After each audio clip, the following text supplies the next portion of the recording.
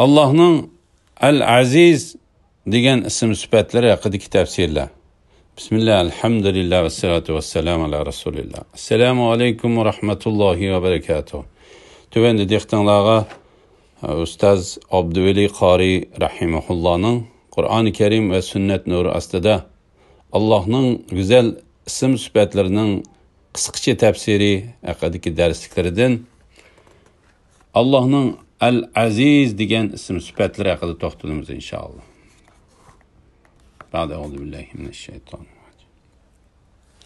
Allah'ın El-Aziz degan ism sifatlari haqidagi tafsirlar. Allah'ın El-Aziz degan sifati Qur'onda 92 yerda tilga ilingan. Sura Al-Imron 6-oyatida u sizlarni bachidanlarda, ya'ni onanglarning qo'sig'idagi chig'inlarda o'zi xohlagan shaklga kirgizadi. Uningdan boshqa ibodatga loyiq hech ma'bud barhaq yo'qdir. Alloh g'olibdir, hikmat bilan ish qilg'uchidir.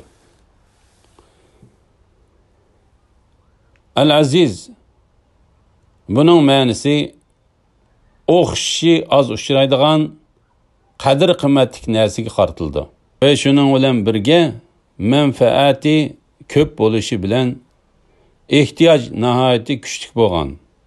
Shuning bilan birga erishish, ya'ni ko'rish nihoyat qiyin bo'lgan narsa arab tilida al-aziz deyiladi. Mana bu uch sifat jamlanmasa al-aziz ismi ishlatilmaydi. Dunyoda ba'zi narsalar borki nihoyat oz uchraydigan, lekin ko'p qimmati bo'lmagan, manfaati oz bo'lgan mundaq narsa al-aziz deb atalmaydi. Ba'zi narsalar borki bak qimmatlik, e'tiborliq, manfaati ko'p, o'xshi tepilmaydi. Ammo buningga erishish va ko'rish qiyin emas. Masalan, oftobni desak, o'xshi bor, manfaati ko'p, ammo ko'rish oson. Buningga al-aziz ismi ishlatilmaydi. Uchili ma'nini jamlig'ichi zot Alloh subhanahu va taolodir. O'xshi mutlaq bo'lmagan, yagona, ya'ni o'xshishining bo'lishi mumkin emas. Allohning yagona ekanligi shu darajadaki, uning o'xshishining bo'lishi ham xiyoliga kelishi mumkin emas. Endi al-aziz sifatidan bandaning oladigan ulushi shu bo'lish kerakki, Allohning bandalarining ichida aziz kishilar bor. Ular kimlar?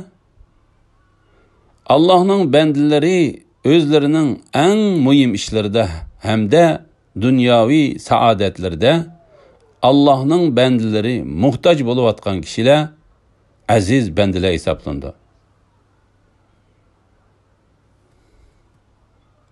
Bular az uchraydi. Bu martabalar payg'ambarlarga nisb bo'lgan. Ular aziz kishilardir. Kishilar eng muhim ishlarda ularga muhtoj bo'lib qoladi. Dunyoviy saodatlarda payg'ambarlar Allah subhanahu wa ta'ala tarafidan elib kelgan yo'lga muhtoj bo'ldi. Saodatga erishish uchun ular payg'ambarlarga muhtoj bo'ldi. Allohning aziz bandalari payg'ambarlar va ularning zamonida ularga ergashgan xulafa-i rashidinlar va ularning yo'llarida mustahkam turgan zotlar va shularga ergashgan mu'min o'limalardir. İzzat, aziz bo'lish Allohga va Allohning elchisi payg'ambarlarga ve Allah'ın yoluna iman keltirgen müminlerge xasdır. Ani şu izzetlik mertebesi de bendinin ali bo'lişi, xalqni to'g'ri yo'lga yetaklaşga e'tibori qancha cho'ng bo'lsa, izzettin aladigan ulushi shuncha cho'ng bo'ladi.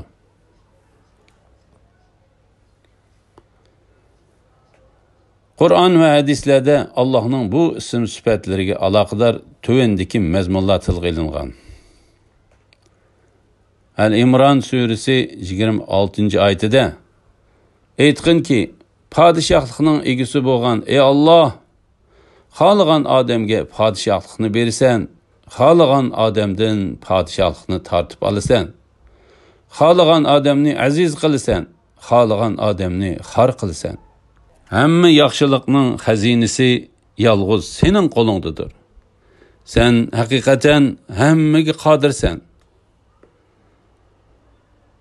Sura Al-Munafiqun 8-oyatida ular, ya'ni munofiqlar, Madinaga qaytsak eng aziz odam, ya'ni Abdullah ibn Ubay va munofiqlarning o'zlarini demakchi.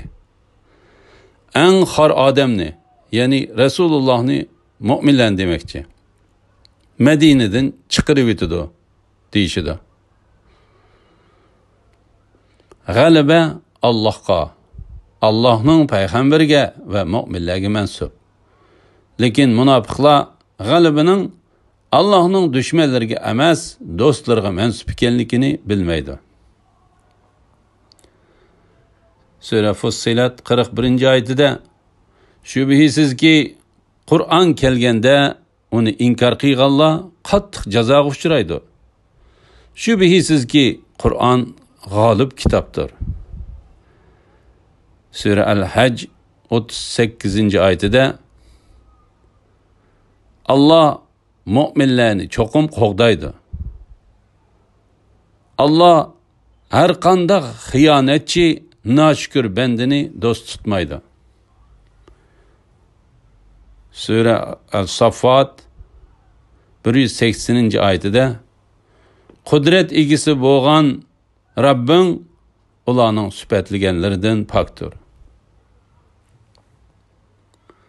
Sura Fatir 10-oyatida kimiki dunyoda sharaf izlaydigan, sharafning hammasi Allohga mansub. Uni Allohdan tilasin. Yaxshi so'z Allohning dargohiga o'rlaydi.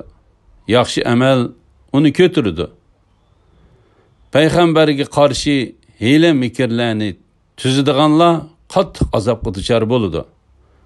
Ularning hiyla mikri ishga oshmaydi. Sura Nisa 139-oyatida ular mu'minlarni qo'yib kofirlarni do'st tutadi. Ular kofirlarning qishidan izzat va qudrat talab qilamdi. İzzat va qudratning hammasi Allohga xosdir. Sura Maida 54-oyatida ey mu'minlar, sizlardan kimiki murtad bo'ladi ekan, Allah uning o'rniga, Allah ularni do'st tutadigan, ularmi Allohni do'st tutadigan, mu'minlarga ko'ynadigan, kofirlarga shafqatsiz, Allohning yo'lida jihad qiladigan va malomat qilguvchining malomatidan qo'rqmaydigan bir qavmni keltirdi. Bu, ya'ni yuqoridagi sifatlar bilan sifatlanish Allohning fazlidirki, Allah uni bandalaridan xohlagan kishiga berdi. Allohning fazli kengdir. Allah hammani bilgichidir. Sura Hijr 88-oyatida ba'zi kafirlarning biz bahriman qilgan narsalarga ko'z solmagan, ularning iymon etmaganligidan qayg'urmagan, mu'minlarga kamtar bo'lgan.